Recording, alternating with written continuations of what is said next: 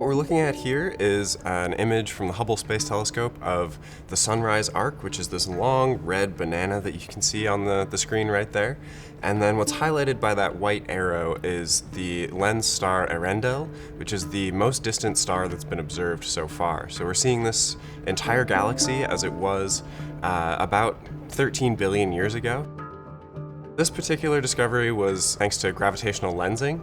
So what you can kind of see in the background here with all these sort of yellowish galaxies, those are all galaxies that are part of a galaxy cluster. And this galaxy cluster is a very massive object that actually bends the space-time around it.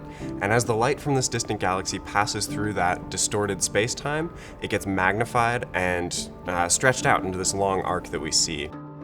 Because of exactly where all these galaxies are, there is a peak right here, right on this point, where the magnification starts to skyrocket. So it starts to become an incredibly high magnification just right in that spot, and that's how we're able to see this one star. Original image looks like this. So this is where you can see, all of these sort of fuzzy yellow galaxies around here form a pretty clear cluster. You can still kind of see this faint red arc down here at the bottom. And that was what piqued our interest originally. Anything that's that red is going to be at a very high redshift, which means it's very early in the universe. So that was kind of why we first got interested. You can also see just kind of how long this object is. So this is the longest lensed arc that we've seen at redshift 6 or above. So that's within the first billion years of the universe.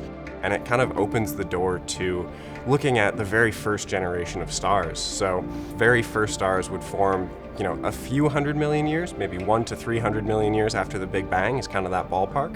So this kind of gives us a foot in that door that gives us a really good chance to continue to discover more of these objects and hopefully push that boundary a little bit further and really get a chance to find one of the very first generation stars.